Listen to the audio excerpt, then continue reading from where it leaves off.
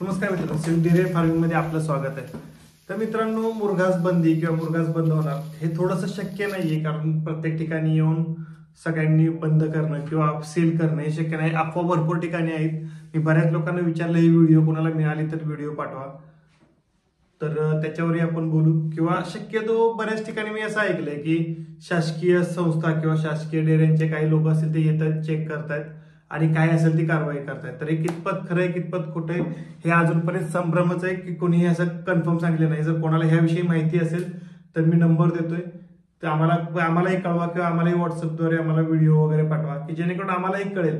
बऱ्याच ठिकाणी असं चाललंय की मुरघास कसा होतोय, काय होतोय, त्याचं काय पद्धती आहेत किंवा काय नाही आहेत ह्या विषयांवर भरपूर म्हणजे संभ्रम आहे किंवा माणसांना माहिती नाहीये किंवा स्वतः मलाही जास्त एवढं माहिती नाहीये। पण जेवढं मला मिळालंय नॉलेज इकडून तिकडून, तर मुरघास बनवण्याच्या पद्धती शक्यतो घरच्या घरी बनवा की जेणेकरून तुडवा जास्त होईल। आणि दुसरी गोष्ट, जे पहिलं आपण बघत होतो की मुरघासाचे हळूहळू मागच्या वर्षी आम्ही 1400 रुपये टनाने भरत होतो, त्याच्या मागच्या वर्षी 1600, आता 1200 1000 रुपये टन। तर मित्रांनो, कुठे ना कुठे जिथे पैसे कमी झाले तिथे तुडवणीही कमी झाली मित्रांनो। जिथे एका बॅगेत सरासरी ॲव्हरेज काढला तर एक 450 वाड्याच्या आसपास बसतं। चांगली पेंडी असेल तर 400, नाही तर 450च्या आसपास पेंडी बसते। 400 450 दरम्यान पेंडीचं म्हणजे वाड्याचं असं सांगतो मित्रांनो, पल्ल्यानुसार। तर ते कुठेतरी 300 350 बसलं जातंय। किंवा काही ठिकाणी असं होतंय की तुडवा सरळ होत नाही। जर 1 टनाची बॅग असेल तर मिनिमम 2 माणसं आत पाहिजेत। आणि जर तुमचं स्वतःचं बनवतं, तुम्ही स्वतःही शेतकरी मित्रांनो, तुम्ही स्वतःही बॅगेत उतरा की जेणेकरून तुडवणी चांगली होईल। जेवढी तुडवणी चांगली तेवढा त्याचा म्हणजे मुरघास बनतोय चांगला।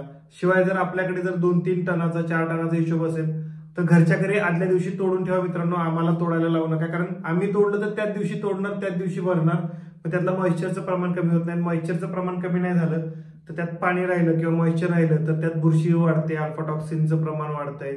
मग त्याच्यामुळे जनावरांच्या लिव्हरवर ताण येतोय किंवा किडनी खराब होऊ शकते, वारंवार मस्टायटिस होत आहेत, हे असे प्रॉब्लेम येतात मित्रांनो। त्याला एकतर कुठे जिथेही आपला मुरघास वापरला जातो किंवा मुरघास बनवतात, मुरघास गायींना वापरतात, तिथे प्रयत्न करा की थोडाफार सोडा, काही प्रमाणात सोडा त्यांना मिळेल। आणि टॉक्झिन बाइंडर मित्रांनो गरजेचा आहे, तोही ब्रँडेड कंपन्यांचा। जसे आता मिनरल मिक्सचर आपल्याकडे 50 कंपन्यांचे मिळत आहेत, चांगले वाईट काही असेल, मी नाव नाही घेत कोणाचं, पण जे सगळ्यांना माहिती आहेत वेल नोन कंपन्या आहेत की त्यांचंच घ्या की जेणेकरून त्यांचा ब्रँड विश्वास असेल आणि ते चांगली वस्तू मिळेल। शिवाय मुरघासाचा जो आहे तो स्टँडर्ड साईज आहे 5 mm चे मित्रांनो, 5 mm स्टँडर्ड साईज आहे, त्याच्यापेक्षा मोठी साईज चालत नाही मित्रांनो। आणि आपल्या इकडचे सर्रास कटरवाले एक 10 mm किंवा 15 mm 10 mm अशा साईजचं मुरघासाची कटिंग होते। मग तिथे कुठे ना कुठे त्रास होतोय मित्रांनो की त्या साईजचे आपल्याकडे कटिंग दिलं जात नाही। त्यात म्हणजे शेतकऱ्यांचा काही विषय नाही, शेतकऱ्याला माहिती कमी आहे। हे लोक सांगतात की चांगला पचला पाहिजे किंवा रवत झाला पाहिजे वगैरे, तर तसं काय नाही मित्रांनो। स्टँडर्ड साईज 5 mm आहे, 5 mm पेक्षा लहान असावं, 5 mm पेक्षा जास्त नसावं। 1 टनाच्या बॅगेत सरासरी 2 जण, शेतकरी आला तर तिसरा, किंवा 3 टनाची बॅग भरत असेल तर 3 जण, एक स्टँडर्ड चांगले तोडवून। बाबा मित्रांनो, 2 पैसे जास्त जाऊ द्यात, पण तुमचं जर काम सरळ झालं तर तुम्हाला दूधही वाढणार आणि त्याच्यापासून त्रासही कमी होणार। आणि जर हे कमी नाही झालं तर भविष्यात कुठे ना कुठे कदाचित खरोखर मुरघासावर बंदी येऊ शकते, कारण असं वातावरण दिसतंय। पण नीट बघितलं तर पंजाब वगैरे या साईडला मुरघास रेग्युलर वापरला जातो, पण त्याच्या बंदी नाहीये, तिथे कुठे बॅग बघितली जात नाही मित्रांनो। म्हणजे कदाचित बॅगेमध्ये त्रास होत असेल, एखाद्याने पीठ सायलेज करून बघा की ट्रॅक्टरने वगैरे तुडवल्यामुळे त्याची तुडवणी चांगली होते आणि त्याचं एकदम म्हणजे मुरघास चांगला होतोय, असे काही प्रॉब्लेम असतील किंवा अशा काही आपल्याकडच्या चुका असतील। शिवाय जर जास्त का आपलं हे असेल, शेत जास्त असेल तर ऍटलिस्ट एक 8-10 तास ते हे वाळलं पाहिजे। एकरभर असेल तर 8-10 तासाचं किंवा 8 तासाचं तरी ऍटलिस्ट पहिला ताट तुटल्यापासून भरेपर्यंत 8 तासाचं त्यात वेळ गेला पाहिजे की त्यातलं मॉइश्चरचं प्रमाण कमी होईल। जर शक्य असेल तर आज तोडून दुसऱ्या दिवशी भरायला घ्या। म्हणजे पण हे ज्यांचं जास्त आहे तिथे थोडंसं ऍडजस्ट तरी होऊ शकतं मित्रांनो। जिथं 2 एकर आहे, 1 एकर आहे, की तोडलंय, कुट्टी केलंय आणि भरायला दुसऱ्या दिवशी आलंय, किंवा तोडलंय आणि कुट्टी करायला दुसऱ्या दिवशी आलंय, थोडे पैसे मित्रांनो ह्या प्रोसेसमध्ये जास्त जाणार, कारण माणसं जाणार येणार, हा त्रास जास्त होणार, पण तुमचा मुरघास चांगला बनेल। आणि मित्रांनो लक्षात ठेवा, रुपयाचंच काम होतं, रुपयात 2 रुपयाचं काम होत नाही। त्यामुळे जिथे व्यवस्थित रेट आहे तिथे तुम्हाला व्यवस्थित काम करून दिलं जाणार, जिथे रेटमध्ये कॉम्प्रोमाइज आहे तिथं सगळ्याच गोष्टीत कॉम्प्रोमाइज केलं जाणार मित्रांनो। आणि प्रयत्न करा की घरच्या घरी भरले जातील, की जेणेकरून 4 पाट्या जास्त बसतील, की किंवा आपले ग्रुप करा की बाबा माझ्यासारखे 4 लोकांना एकत्र येऊन मुरघास बनवायचा आहे, तर ते 4 जण एकत्र येऊन एकमेकांच्यात कामं केली, कुटून घेतलं आमच्यासारख्याकडून किंवा कुट्टी करून घेतली आणि स्वतः घरी भरलं. त्यातही मित्रांनो फायदा आहे. किंवा मग सगळ्यात सोपा आणि साधा उपाय पीठ सायलेज, म्हणजे थोडक्यात खड्डा पद्धत.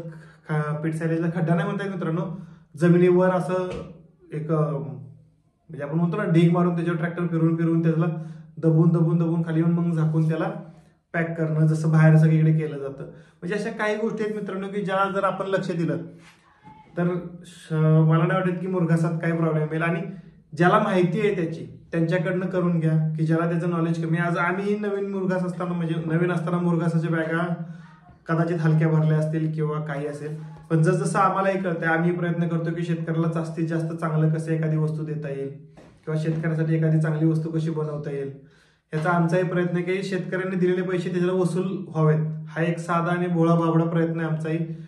पण मित्रांनो, 2 पैसे कमी करण्याच्या नादात हे नक्की होतंय की तुमची कामाची क्वालिटी बिघडते. तुम्हीच विचार करा ना मित्रांनो, एक काम 10 रुपये देऊन केलं जातं, तेच काम जर 6 रुपये किंवा 8 रुपये देऊन जर करायचं असेल तर तुम्ही तेवढं मन लावून किंवा तुम्ही तेवढं काळजीपूर्वक ते काम करता का? ह्याच किरकोळ गोष्टी आहेत मित्रांनो की ज्याच्यावर लक्ष दिलं तर तुमचा मुरघास एकदम व्यवस्थित बनेल. आणि मला नाही वाटत की आतापर्यंत तरी कुठेही बॅगा फोडल्या आहेत किंवा बॅगा सील केल्यात असं कुठे झालं आहे ना होणार आहे.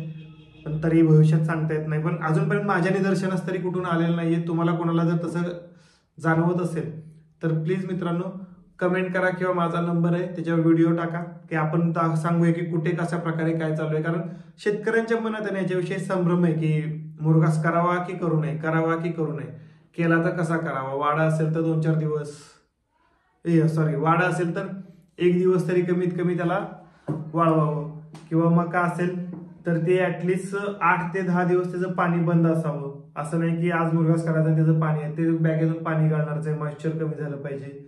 ऊस असेल तर 20-25 दिवस पाणी कमी असावं. काळवट रान असेल तर आणखीन जास्त 10-12 दिवस वाढवावेत. ऊस मक्याचे तसंच आहेत. तर मित्रांनो एक किरकोळ गोष्टी आहेत. शिवाय साईज बऱ्याच गोष्टी आहेत मित्रांनो जे मॅटर करतात. त्या गोष्टी किरकोळ गोष्टीवर जर तुम्ही लक्ष दिलं तर तुम्हाला कसलाही प्रॉब्लेम येणार नाही.